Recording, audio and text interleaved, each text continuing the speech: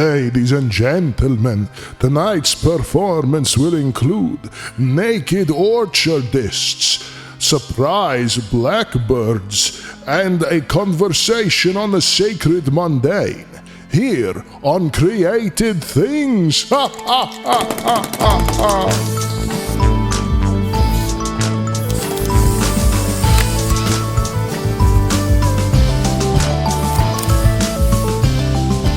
Hey, howdy, hey, and welcome to the final installment of Spookfest here on Created Things. Here on Created Things, the only podcast where the hosts might seem festive and hardened on the outside, but are in fact filled with disgusting, stringy gunk. I am your host, artist and psychotherapist, Jacob Flores Popchek.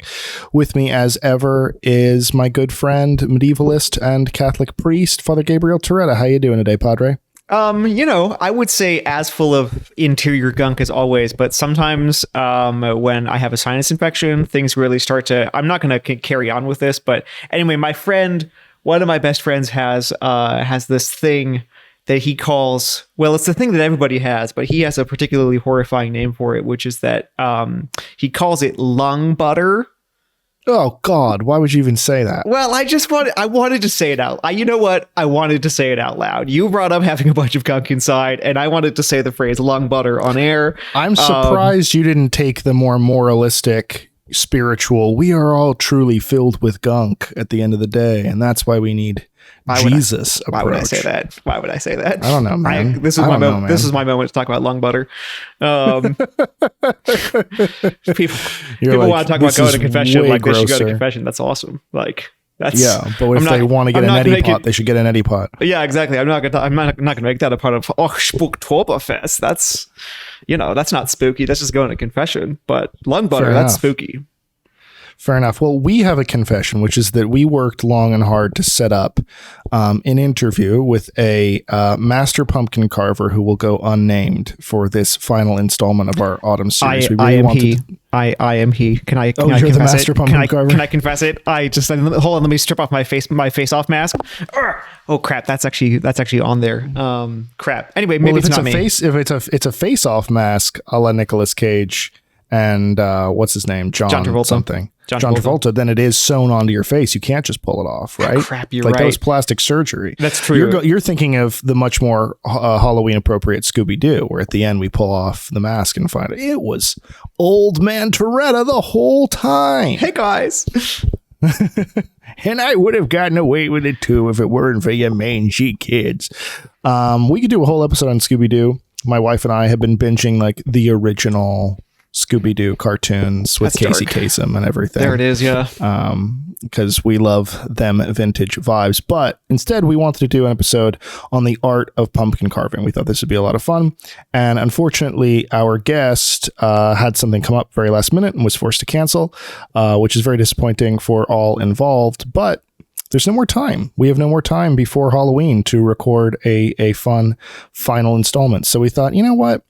We've carved pumpkins. We sort of know what the hell we're talking about. I am an Spooktoberfest pot dry, and so then I should be able to do this. This is great. I am an October spooky guy, so yeah, we should be able to do this. So, I'll start us off here just in our little review of pumpkin carving as an art form, which I think, as with all my favorite episodes of this series, of this podcast, most people would go, is that really art? Is it really art to call that? Is it really a form? Right. Well, it's definitely a form, and the form is pumpkin. You see, I have a giant, big old pumpkin behind me for those of you watching the video version. Oh, look at you. Found this pumpkin at the church pumpkin patch.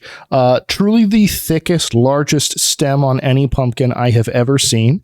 Is that with two C's or is that a CK? Two C's and a Q, in fact. Nice. On how thick this pumpkin be. So I was very excited about that. I'm wearing my pumpkin jumper. I've got my little pumpkin sweater on here, and I've got an iced pumpkin spice latte because, Florida.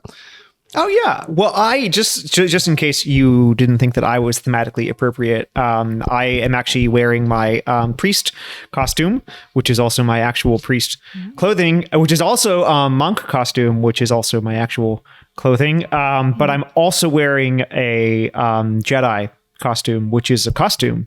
It's just also my actual clothing. I would add on, because you are specifically a Dominican priest and you guys all wear the white robes. I mean, I think you could very easily pull off Spooky Ghost costume. Spooky Ghost. The problem with the Spooky Ghost is how much it looks very much like Crazy Cat's Candyland.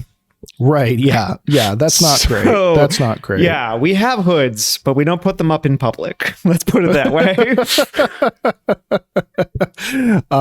Yeah. Yeah. That kind of stuff is reserved for, our last Demons episode. Yeah, exactly. Yeah.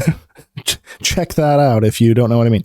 But no, I love pumpkin carving, and I think it is actually an art form. And it was one of the first kind of arts that I really tried to kind of dedicate myself to, because when I was a little kid, we had lots of holiday traditions, but very few related to Halloween, because,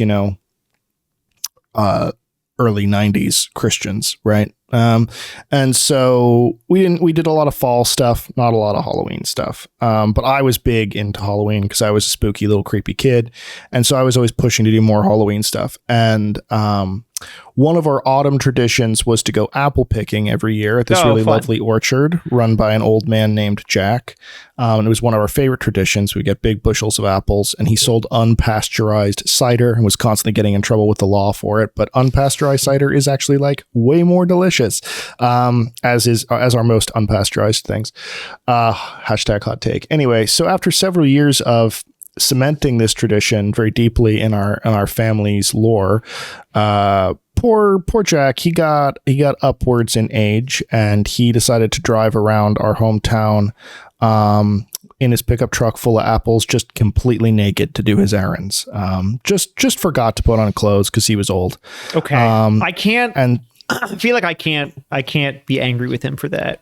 No. I mean, innocent mistake. And, on some level I respect it, but his kids said, hey, if he's forgetting to put on clothes, probably too old to be running an apple orchard. So the apple orchard was unfortunately shuttered, and my family was very, very sad. This was one of our big traditions, and never one to take a loss like that lying down. I said, well, we should come up with a brand new tradition to replace it. And my pitch was, if you go to a craft store, like a Michael's or a Joann Fabrics, you will see around Halloween foam core pumpkins, which are, look real enough, but you can carve them and they ostensibly last forever, right? Because that's the way that Mother Nature made a pumpkin, is to be made of polyurethane and to just last forever, which seems great. Right, exactly. And my pitch was, what if every year we carved one of these foam core pumpkins with some kind of symbol representing the very best thing that had happened to us that year, like the best blessing we had received that year. And my parents liked this idea, and we have kept up with it. So that if you visit my parents' home now, there's, like 23 pumpkins lining the porch, going all the way along the banister with every single year's installment, which was, of course, always kind of the vision. And then my wife and I have continued it. So, we carved a pumpkin this year representing the birth of our son. We have pumpkins representing our move to Florida, when we got married, et cetera, and so forth. So, it's become a very fun tradition that I look forward to, a way to sort of mark the tradition. But it also really ended up fueling my design sensibilities, because when I ended up going to grad school for interdisciplinary design, and there was a high focus on branding, identity design, logo design, I found that I had a leg up in the logo design front that a lot of students didn't have, and I wasn't sure why. There were students who were much better at typesetting than I was. There were students who were much better at like fonts and color palettes than I will ever be. But I just really had a knack for the actual development of a logo and simplifying things into kind of simple shapes and symbols. And I realized what it was is that when you're carving a pumpkin, right, you only have basically two colors to work with. Right. You have the dark you could of have the interior. a couple of shades if you are really fine in what you're doing, but basically two colors. But if you're doing classic silhouette pumpkin carving where the candle's actually showing through, you're cutting out holes, and so it's like dark and then light. You have the orange skin, and then you have the negative space, and that's all you're working with is just negative space and positive space. And if you want to carve a complex image, you've got to break it down. And none of those shapes can cross over each other, right? Because you can't have, like, if you have two negative shapes pass over each other and overlap, they're just going to cancel each other out, nothing, right? Yeah, right. So you have to start to think about shape in a very physicalized way that actually turns out when you're doing logo design comes in extremely handy. And you'll notice about like all great logos, all the truly great logos could be carved into a pumpkin. Like I could carve the Starbucks logo or the Apple logo or any of those things very easily because nothing overlaps at all. And if you have a bad logo, it will overlap, but you can't carve it into a pumpkin. So there were many times where students would be kind of struggling with, oh, how do I simplify my logo? And I would sort of look at it as I would a pumpkin carving and help them kind of simplify it. And it was one of the things that I was kind of best at in grad school. So it's interesting how much that little tradition has influenced me. And it's one of the reasons why I wanted to talk about pumpkin carving as an art form, because I think like limitations like that, like the fact that, hey, ultimately I'm just working with positive and negative space in a very interesting way, are what make any art form interesting when you start to kind of break down those limitations and stuff like that. Absolutely. So the fact that I have gained so much from that particular limitation in my own career, I thought it would be worth exploring. Yeah. No, I think that's really great. And also there's something about it. I mean, also just by its nature, right, is that because it's so entirely ephemeral, I mean, one of my brothers, this is hilarious. When he and his kids, his family, carve pumpkins, they just leave them out on the patio, and just don't disturb them. That means that like 8 months later, they go through the whole like collapsing face phase, but then they go into the like fuzzy green pile phase. But then, like a year or 2 years later, then they go into the like, now we have pumpkins that grow like on the side of our front yard phase. Which is really cool. I mean, one of our mutual close friends did this by accident. She and her neighbors threw away some pumpkins last year, and this year had a pumpkin patch of like 30 pumpkins in the back of their apartment complex. That's so because amazing. No one had cut it back. Made a huge like nighttime party with all the pumpkins and everything. It was really, really cool. That's super great. And I do think that, I mean, you're talking about the ephemerality, which I think is a really important point, but I do think the cyclicalness of pumpkin carving is fun. That like by carving it, I give way to the next generation of it. So our guest, it carves pumpkin, the person we were supposed to have as our guest today carves pumpkins, but also carves ice. And so I was hoping to kind of ask this person about the ephemerality of the art form. And I think that's like a big component of this. But I think the difference between pumpkin carving and ice carving that's really noteworthy is like by carving ice, I don't beget new ice, but by carving a pumpkin, I actually create the grounds for the next generation of pumpkins. And so it gives way to itself in this very kind of zen, interesting, procreative kind of a way. I don't know. I find that kind of beautiful and exciting. Like when I throw away my Christmas tree, right, it doesn't necessarily, unless I'm very lucky, create a new Christmas tree and certainly not for many, many years. But like there is this in holiday traditions, pumpkin carving kind of stands alone as something that gives way to itself. And like, as I'm carving it, I can look forward to next year when this pumpkin's children and grandchildren beget me yet new jack-o'-lanterns. So beautiful. Right. There's something kind of cool about that. It is really fun. No, you're totally right. It is really fun. But also with that, setting aside for the moment, people for whom this is kind of a profession or sort of a cultivated art form or whatever, I love the fact that particularly in our relatively sort of tradition poor culture in the United States that there is this thing that like really almost everybody does that we genuinely only do like 1 week a year. Yeah. And I think that's really great. You know, you can get pumpkins like many times in the year, like they continue to be available long after Halloween and things. You know, we eat pumpkins. They are actually fairly delicious. In fact, you can use them for all kinds of things. But really there is just like we just really do this once, and pretty much every person does it like once a year.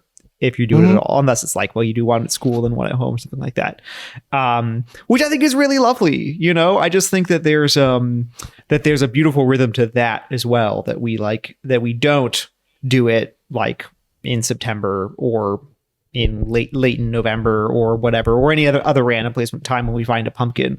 But that it's just this kind of very particular thing that you do for like about this week, and for all kinds of different reasons, you know.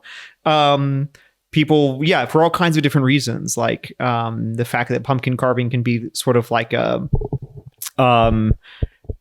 like home pumpkin carving now, that it can be like spooky, like scary kind of thing, or it can be just like, oh my gosh, like here's the jiggity teethy thing, and that's like the best I can do, which is, by the way, where I always was. I'm terrible at all these things. Like I can't do anything.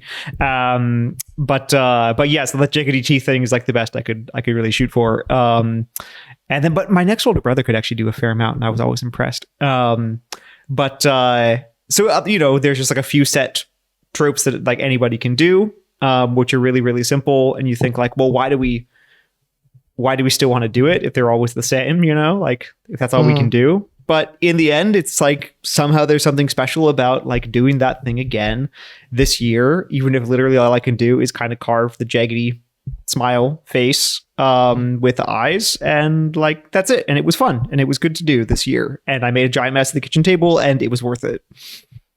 I mean, that is interesting, right? Like, this is when traditions do become magical, is when collectively, like you can of course trace the history of pumpkin carving the same way you can with Christmas tree trimming and Easter egg dyeing. And I mean, to get outside of the Christian tradition, you know, the tradition of eating matzah, right? Or you know, at Passover, different things like this, right? You can trace those things. But when the tradition becomes magical is when we all kind of collectively forget why we're doing it, but we feel like it's very important to do anyway, in sort of a cargo cultish sort of way that I find really romantic and lovely. And I think pumpkin carving is definitely that.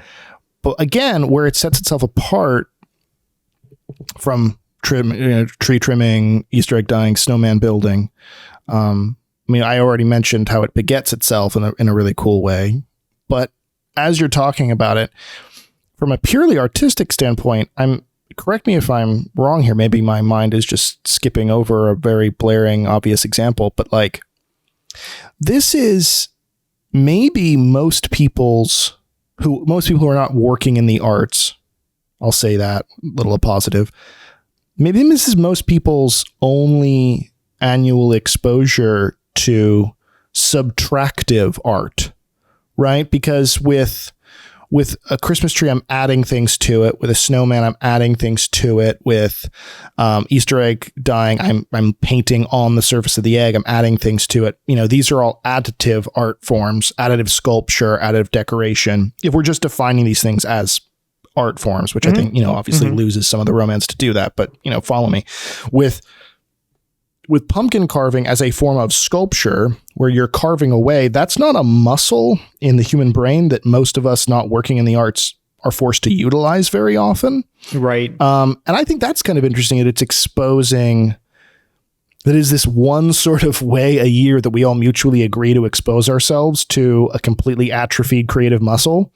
Yeah, just like the way that your apple farmer guy exposed himself to you. Oh wait, sorry, that was different. Similar actually, but different. Rest in peace, Jack. Yeah, that's right. Jack, I love you. You be you. Yeah. But no, you're right. That's really lovely. I never thought about that, but you're right, because you might play with, if you have sort of versions of like Play-Doh or whatever, you might sort of like play around making little sculptures and things, but yeah, actually like carving away and taking away, and especially enacting permanent changes on things, like Yeah, that's probably it.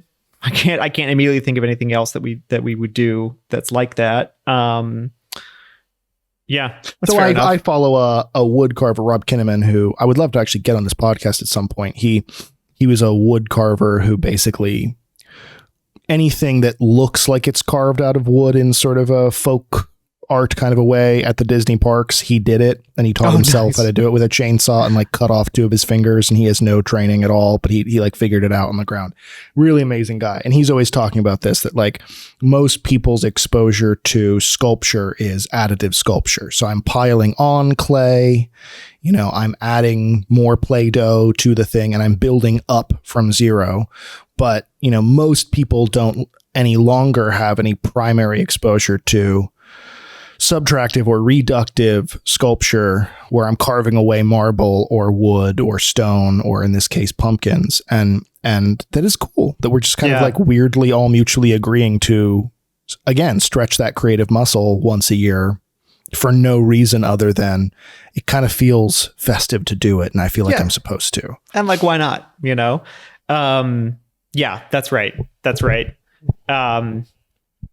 And it's also, I mean, it's fun. This is one thing that, other than just needing to go to the store for most people to buy a pumpkin for like a couple of dollars, there's also not much in the way of like commercializing this, I know you can buy kits and these kinds of things, but that's all for. I mean, I will say I have never felt like an angrier old man than when I went into Target a few weeks ago and they had not like foam core pumpkins, like real pumpkins that someone had already painted to look as though you had done it yourself, like with local sports teams or Happy Faces or whatever else. So you could just buy it and put it on your porch. And I was so angry. I wanted to like burn down the store. I have never felt that war on Christmas ultra conservative impulse before, but I wanted to go like Karen out about these pumpkins. Like, the war on Halloween must be stopped. Keep jack-o'-lantern in Halloween or whatever. That's amazing. That's so great. But except for that, you're right. Like there's not a large way to commercialize the process of chipping away at a giant, fairly inedible gourd. Like it's just exactly. Kind of something you're going to do or not do. It's just kind of, there it is, no, that's right. That's right. I'd love, you brought up the ephemerality point before though. And I want to delve in more to that because that's something I feel like you probably can speak some mysticism to based on other conversations we've had in the past. But like, we've talked about this before, like when we were interviewing, the gentleman from the Bell Foundry in Italy on our Bells episode, Ivo. One of the things he had brought up was this idea of you're making the bell for God and for the saint to whom it's dedicated, right? So no one's going to see this bell. They'll hear the sound, but no one's going to see this bell, and no one's going to see the intricate carvings you placed on it. You're doing it with kind of this knowledge of God seeing it and the saint that you dedicated to seeing it. And I think ephemeral art, right? Art that I know is going to pass away in a certain amount of time, that is not going to outlast not only me, but not going to outlast like next month, not going to outlast the end of November, is a sister to that same premise of like, who am I making this art for? I'm making it basically just for the sake of creating. And I think I don't know. I would love to hear you elaborate on that, because I do think there's probably a pretty deep mysticism to that we've sort of touched on before, again in sister ways, but not directly. Right. Yeah, I'd say what for me that makes it more of a corollary of theater than of sculpture. I'd say maybe it's like materially it's sculpture, but like formally, like its essence, its principle is that it's theater. Aesthetically, emotionally, emotionally, like what the reality of it, like how you experience it, how you engage with it, what it means to do it. I think is more like theater, like for instance, and not to scoop any future episode we might want to do about this, but like I saw one time a woman who's a sand sculpture artist, but the kind of stuff that she does is like, it is literally theater. Like the sand is constantly in motion. So it like pours out and creates a thing. And then she does all this stuff, sometime with the sand in motion as in motion. Like she's shaping it as it moves. Other times, like she gets a kind of a load of it and then she shapes it and then it washes away and she does another one. So this is all dry sand stuff. And so, but she's making these really incredible sculptures and things, but they last like seconds, you know? And so it's really a performance. It is, properly speaking, theater. It's developing images. It's using your body to create images that exist to be seen in the moment by the people who are there, experiencing it with the performer at the same time, you know? And I think there's a slight time delay in these things because they do exist for a little while, independent of the actual performance. One can present them, you know, separately from the performance, you know. Significantly though, I mean, I think in terms of like family ritual, that the enacting of it like is a drama that you do together, you know, like you don't sort of, it's not usually the case that people like sneak off to the corners of the house and then show up like a couple of days later or whatever, masturbatorily with, sneaking off to carve a pumpkin by oneself. Yeah, exactly. You know, don't worry about that. Don't look at me. It's probably not a sign of depression. I wouldn't worry about it. You know, so you don't sneak off and do this and then like show off your pumpkin. Like the whole thing is like a thing that you kind of enact together, which has a performative theatrical character to it. Yeah, there's sort of a familial liturgy to it. Small L. Yeah. And I think so I think these kinds of creations that are by their nature designed to dissipate within a certain period of time, that they do partake of that character. I mean, the really particular, very special thing about theater proper is that it only exists at the moment when it is being both like enacted and received at the same time, you know? So like, that's the proper genius of theater and that's its particular brilliance, and where like so much of its power and beauty comes from. So there's something, so it's not 100%, right? But like, but because it's materially sculpture, that it has, there's some time distension, which is a little bit different, but overall, I'd say what's at the root of it. I think that's such an important point that I honestly hadn't considered, but you're right. I mean, it's reminding me. So at the particular time that we're recording this, the debate around people sneakily filming theatrical performances and posting them to YouTube is hotter than ever. Oh, really? Thanks to, I mean, it's always been a debate, but several years ago, was it Patti LuPone? I think. No, it wasn't Patti LuPone. I'm forgetting who did it. Several years ago, there was a big diva actress who like shouted at someone for filming in a middle of a show. She like broke character and yelled at them in the middle of a Broadway show. Became kind of a folk hero for doing so. And then recently, at a performance of Hadestown, which I will continue to hold as the best show currently playing on Broadway, I was able to see it live with the original cast, front row, right before the pandemic. It was amazing. But there was an unfortunate incident where someone on stage thought that someone was recording illegally, called them out for it. Turned out that this individual was actually deaf, and it was a closed captioning device. So it became like really awkward and bad. And so there's like a lot of debates going on about what are the lines of this and things like that. But what I think the debate always comes down to, outside of the particular unfortunate drama there, what the debate always comes down to is some people saying, hey, you're breaking the integrity of the theatrical space. And some people will even bring up ideas of consent, right? Like you're filming someone without their consent and they're not agreeing to have their image be used this way, versus other people talking about how like, well, I don't have the money or the ability to go to New York and see this show. And this is the only way I'll be able to experience this art. But I think the point that you're making is a point that's always left out of the debate, but probably is the most important point actually, which is like, no, the theater experience, the theatrical experience is actually united to that particular time and that particular place. You're not going to be able to see the same play twice ever, even if you have tickets to see the same show every night of a given week. Every single one of those shows is going to be different. And to capture that on film makes it a fundamentally different art form. It's just not theater anymore. It's just, you're just doing something different in the end. I mean, this is why, although it's not a complete parallel, but this is why I'm, for instance, opposed to like recording homilies, recording broadcasting masses, because although they're not strictly speaking, it's not exactly the same thing as theater.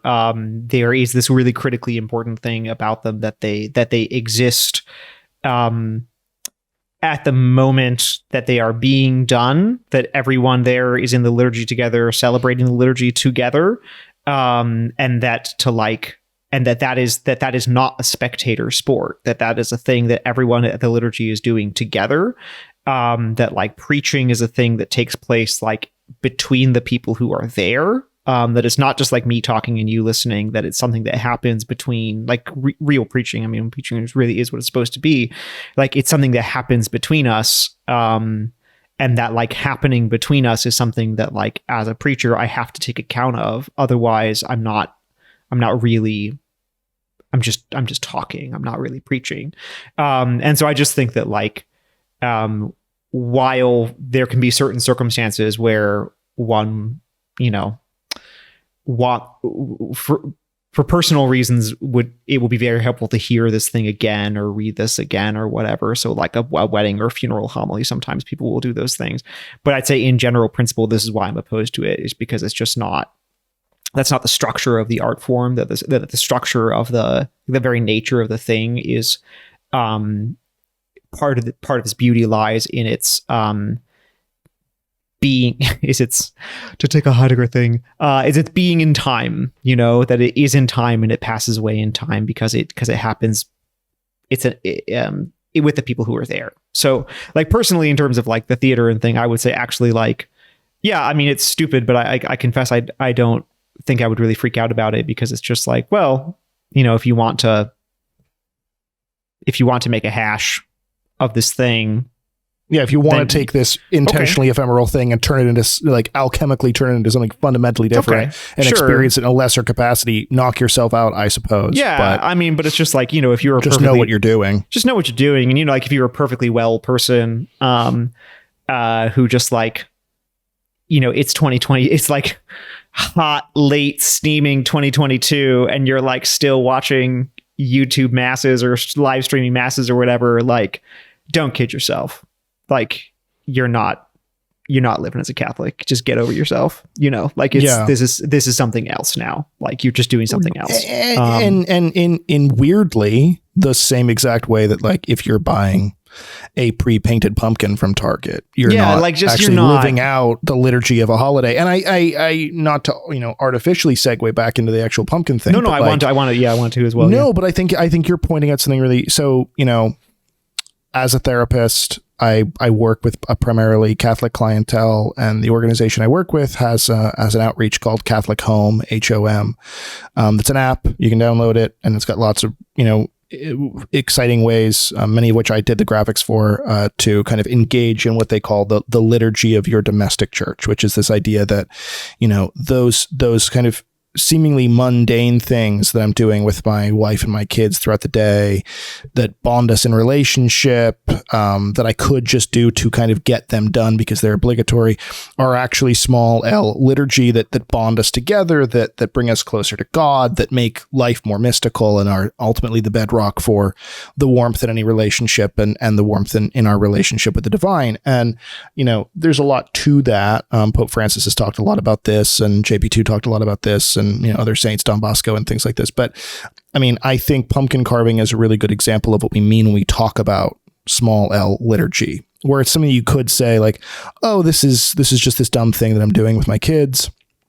And God, it's very, very messy. Like it. Oh, it's such a mess. I hate it. It's such a mess. I hate pulling out all the garbage bags on the table. But like, the ephemerality of it, the performative aspect of it, like you're talking about, where we're all participating in this theatrical experience together in this weird shared space and Venn diagram between sculpture and theater. The fact that, which we haven't even touched on, the fact that like the second it's created, it is immediately going into a state of decomposition. Like it is, at least with sand sculpture, it's itself for a while and then it gets smashed, right? Ice sculpture the same way, where literally the second I cut into the pumpkin, it's already now in flux towards its inevitable oblivion, right? Like all of that stuff is so deep if you let it be, and we can treat that as though that's mundane. Or we can recognize that all those things can serve bonding and relationship, and kind of anchoring us to the present moment and the calendar year in a very particular mystical way, and get a lot out of it. Yeah. No, I think that's right.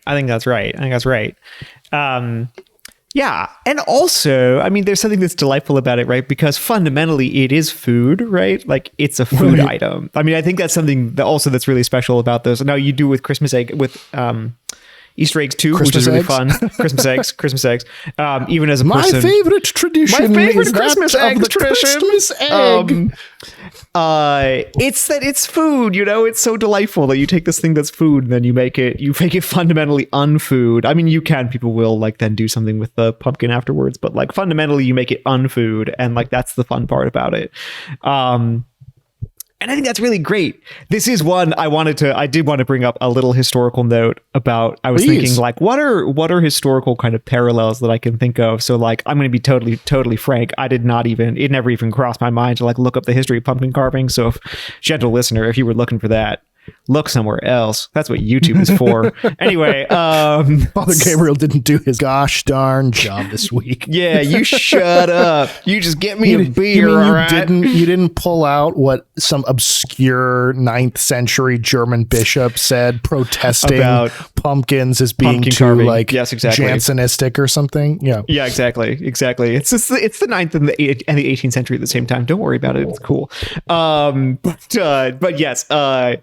So there is this thing, because I was thinking about, okay, well, but they're food, and how delightful it is that like the thing is that you take this food and then you make it unfood, and then it kind of rots and it goes away. But the point, like the spectacle of it being food that is now unfood is like really fun, and its ephemerality and stuff, and that kind of theatrical character of it. Well, that is something that has a really rich and long history in just in human experience in general. But one thing that's really interesting is that this is a known thing about there are like medieval cookbooks that still survive. They are not going to be like what do yourself a favor and like find some medieval cookbooks. You can find some online. Usually, mostly they're kind of early modern, like 15th and 16th century. But like, especially if you can get dig up some older ones on like research websites or whatever, they are pretty wild. They will not look at all or sound at all like what you think they were going to be. Some of them do involve timing out stirring and cooking times by like recitation of prayers and things. Mm-hmm. Which can be confusing because it can take there's a wide span in variety between how long it takes to say an Ave Maria, for instance. Right. Yeah. I've read several recipes like this where it's like, 3 Aves hence, thou shalt take it off the fire and place it upon a cooling rack. It's not that kind. Anyway, so that's all great. But basically, so there's this one really interesting kind of medieval thinker about the Middle Ages called Carolyn Walker Bynum. And she wrote this really interesting analysis about like medieval cookbooks and foods and things. And she says that like one takeaway point from like reading a bunch of medieval cookbooks is that it seems really clear that they are significant. That for a feast, we're talking like for kings and stuff, Mm-hmm. This isn't like happy home cooking. They are really much less interested in how the food tastes and significantly more interested in like what it looks like and what it does. Yeah, dude, like we talk a lot about Instagram food culture now, but no one has Instagram food culture has anything on the medievals who are like, it can literally taste like a burnt butt, but I would like it to look like a pig and a peacock had an illegitimate, ungodly child, and this is it. And it's amazing. Like, for instance, they would pluck and skin a bird, and then cook it, and then put it back inside its feathers, so that it would be cooked inside its own feathers, or so things like that, where you're like, but those are kind of meant to be eaten, but there's a lot of, you read the recipes sometimes and it's genuinely unclear from the descriptions, like literally, is this a puppet show? Or did people eat this? The classic nursery rhyme of 4 and 20 blackbirds baked in a pie. I was about to bring that up. Yes. A real thing that happens, right? Where like, I bring out a pie, you cut into it, a bunch of freaking living blackbirds fly out of a pie crust. And do we then kill the birds and eat them? No, they just go away. It's literally just a cool thing. Like sort of the great grandfather, sort of weirdly pagan medieval great grandfather of a sexy lady jumping out of a birthday cake. It's that, but it's so much better. It's a much better version. Let's be totally honest. So much better. So much better. So many birds jumping out and crapping all over the place. Who, by the way, have been inside a pie that has been in the oven while they've been inside it. I mean, they're fine. Apparently, birds can handle this. I don't think so. I think the whole idea is that you do sort of the you bake an empty crust. Oh, and then you put it on top of them. You bake the top of the crust. You bake the bottom of the crust, and then you place the crust on top of them. How you wrangle them all in there? That part seems really mysterious. Me. Yeah. This part seems really mysterious. But I will say, it turns out this is what 4 and 20 blackbirds do. Yeah, 4 and 20 blackbirds, baby. Heck yeah. Our producer Kyle Meineke had a D&D inspired medieval dinner party, and there we go. We had probably the most tense argument of our friendship, because he and I went to a meat market, and I so desperately wanted to buy the things to make a cockatrice, which is that half. What is that? That's the half peacock, half boar thing where you that's sew a real them thing. together. You're not making that up. No, that's real. That's like a very popular thing where you would sew together two animals to make it seem like you killed a medieval mythical animal from like a bestiary or from an illuminated manuscript. And the most popular one was either a peacock or a swan, and you would take its half and you'd sew it to the half of a suckling pig or a wild boar. And then you'd bring it out. And they had boar and they had duck and they had goose. And I was like, we could freaking do a cockatrice, my guy. And he was like, I want to grill it. I'm not grilling a cockatrice. That is ridiculous. I'm like, you could grill a cockatrice. You should not grill a cockatrice. I'm going to tell you right now, but you should not grill that. He was right on this one. It would, however, have been awesome to do. Yes. It would talk about Instagram food. I mean, those are some really disturbing photos. Just this pig and this duck. Anyway. Oh my gosh. I mean, yeah, I mean, I guess the turducken is the modern totally species there, freakish, freakish chimera of food. But on the medieval level, not directly related to jack-o'-lantern carving, but there's a great YouTuber, their channel's called Tasting History, and he's this guy who was just working in advertising at Disney, and then he got fired during the pandemic and decided to become a historical cook. And so he digs out recipes from ancient Greece, from medieval texts, from Renaissance texts, and like in the actual language, and like translates them and then tries to make them with the ingredients he can find from the supermarket. And they're so good. But he found this recipe, the earliest known recipe for pumpkin pie, from the very early 1600s, I believe. And it was called Pumpian pie at this point, Pumpian pie. And it wasn't like a custard at all, like, because what we eat now is technically like pumpkin custard pie, really. Sure. It's just hunks of pumpkin. It was just stringy, gross pumpkin mixed with currants and apple and thrown in a crust. And so Okay, it's sort of that on actually some sounds not level bad. more It's like a stew. autumnal. Yeah, it's kind like of a stew in a crust, pie, which is very English. I mean, like, very English. we don't do it so much anymore. Although the chicken pot pie of Swanson's Burn Your Mouth fame is probably the. And I do love a good shepherd's pie. I love a good shepherd's pie. Or Although like that a doesn't fish usually have pie the crust, right? Yeah, that's true. That's true. I'm always disappointed because it's just mashed potato on top, and I want a little decorative crust. But yeah. So it's but the English. I mean, this is a big thing. You know, like serving things inside pies, which is exciting. Including living blackbirds. Blackbirds. To go back to both Broadway and Halloween, human being meat. They're doing a revival of Sweeney Todd right now on Broadway with Josh Groban that I can't wait to see. So there it is. There it is. It all connects, man. It's all connected on a big Kaiser Soze, Pepe Silvio red threadboard.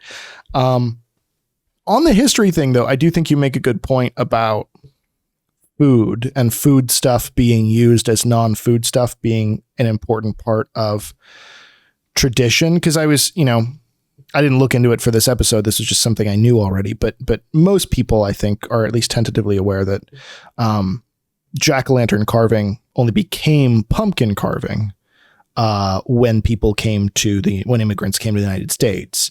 That originally it is turnip carving. The earliest jack-o'-lanterns are little turnips in Ireland. Not as exciting. Nobody wants to eat that, so I guess that's fine. Right, but definitely scarier. Because much scarier. They're scary faces. They're scary. Really, really scary faces. And then of course, they come to the US and that becomes pumpkins because pumpkins are just altogether better on every single level than turnips. But I do think it's interesting because I had mentioned, matzah and things like this in Judaism, but, specifically speaking from my own Catholic culture, it is surprising how many traditions do come down to we're going to use this food stuff as art, and it coming from cultures in antiquity where food was maybe not super plentiful and you didn't necessarily know when your next meal was coming from. I think that's such a beautiful way of celebrating a thing, right? Because what you're ultimately saying is, this thing is more important than necessarily surviving till tomorrow. I'm going to take this pickle and I'm going to hang it on the Christmas tree as a weird symbol for the baby Jesus, because I think it's more important to celebrate the baby Jesus than it necessarily is to eat that pickle and survive till tomorrow. And I'm going to do that with the pumpkin, and I'm going to do that with the eggs. I mean, eggs are a little different because, they're only getting dyed and they're different colors because you're preserving them during Lent in different types of vinegar. But nevertheless, with that exception aside, a lot of this stuff is the sacrificing of sustenance for the sake of art and community and performance and celebration. Which again, from the perspective of an art podcast, which at the end of the day, this is what this is, I think that's really beautiful because it's saying, hey, at the end of the day, art and the communal experience of this art is actually maybe the most important thing, even more so than necessarily surviving till next week. Yeah, that's interesting. No, I hadn't thought about that way. But of course, the reason why these things come at the times that they do is because they'd be at the moment when these things would be plentiful. But the point is well taken, that there are ways of, there's some ways of preserving these things so that they last a little bit longer. And in lieu of doing that, you just say I'm gonna cut it up. I'm gonna face on my wall. Hey, it's a turnip face. There's a type of reductionist moralism that takes on different faces throughout history that says, don't do that because it's a waste. Yeah, it's a waste. So you see this in the kind of American anti-Christmas tree movement that happened during the Teddy Roosevelt administration. There were a lot of people who said this is destroying the environment, and Teddy Roosevelt actually thought about outlawing Christmas trees. And then there was a nature guy, botanist, who explained to Teddy Roosevelt no, actually cutting down small pine trees is actually very good for the environment because you're culling stuff that could be caught in brush fires. See our Smokey the Bear episode. And so this was actually what repopularized Christmas trees in the US. But that kind of moralism where it's saying, oh, this is ecologically a waste. So every once in a while I do see some kind of YouTube essayist saying, don't carve pumpkins. That's a waste. You should be, using this to I don't know, feed the poor or, decorate some, like, I don't know, whatever the hell. And then, even going back in a Christian sense to like, Judas saying to Jesus, like, hey, we should be using this oil and selling it to the poor, not using it like as an artistic, beautiful, smelly good type thing. And I think like whether you're going from the religiously scrupulous perspective that Judas is espousing or the more ecologically scrupulous position that many people espouse now, it is ultimately the same thing that you can approach life as a series of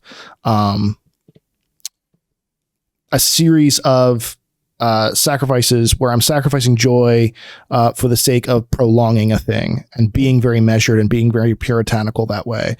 Or I can approach life as a series of opportunities to celebrate now and trust God that I'll be okay tomorrow if I do. And I think that that's such again, speaking from an artistic perspective, what a profound way to approach art, especially ephemeral art like pumpkin carving, saying, hey, this isn't going to last forever. This doesn't have any explicit, obvious purpose, but it is mystical. It does bring us together. It is important. And it's so important that I'm actually going to put aside everything else, whether that is for a medieval person, the possibility of eating tomorrow, or whether that is for now, like getting an extra hour of work done because I didn't stop to carve a pumpkin with my kids. Right. Yeah, exactly. Which is, I think that's really great. You say like that there is something about this, about its sort of wastefulness, in a mild sense, that actually is part of its virtue. It's like, yeah, no, that's right. I'm not gonna make a case that this will like increase your efficiency, and like do various things for you. Like, no, it's just, this is great. It's a waste. Yeah, you waste a few hours going to the store and picking all these things up and making a mess of your house and whatever. And like, and that can be, like you said, that can be a complete pain. And something that you sort of hate and that you dread about the approach of this time, or it can be really great, Yeah. Yeah, I mean, like I referenced Pope Francis when I was talking about liturgy of domestic church, but like this is something he says all the time, the importance of wasting time with your kids. Oh, right? cool. And that is sacramental. Like go waste time with your kids. I think, and going and wasting time with your kids, going and wasting time with God, going and wasting time with art. Like it feels like that is somehow an enemy or an antagonist to the things that I need to do to keep me alive. Again, whether that is hoarding food from the harvest or whether that is getting that extra hour of work done at the office. But ultimately, in sort of a Robin Williams Dead Poet Society kind of a way, like this is actually the stuff that makes life worth living. And why are you trying to prolong your life if it sucks so bad that you can't take 2 hours to carve a pumpkin? Right.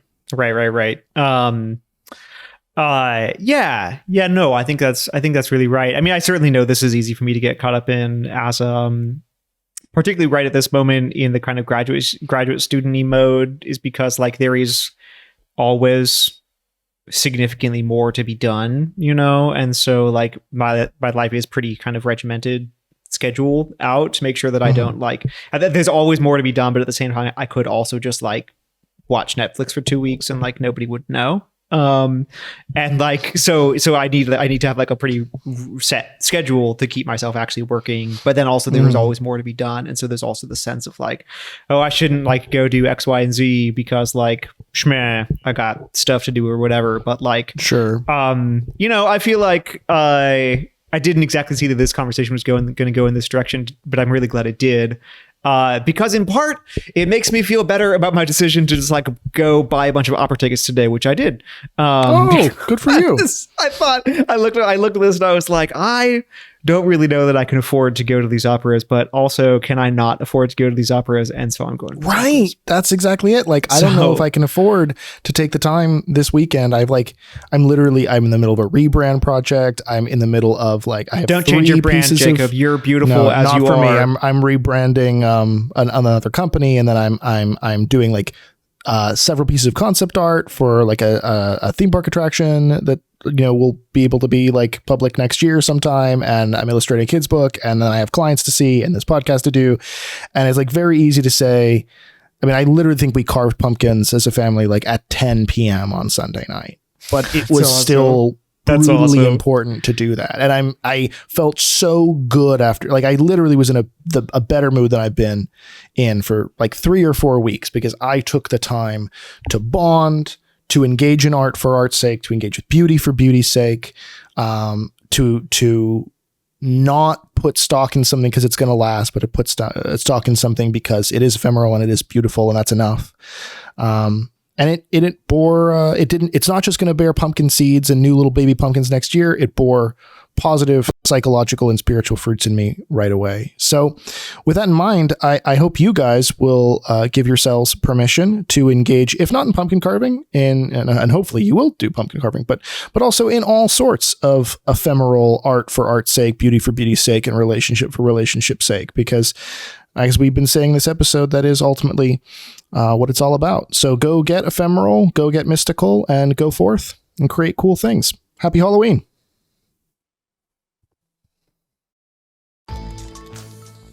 This has been Created Things, an art, soul, and mind production with Jacob Flores-Popchak and Father Gabriel Torretta. Production by Kyle Meineke and Jessica Flores.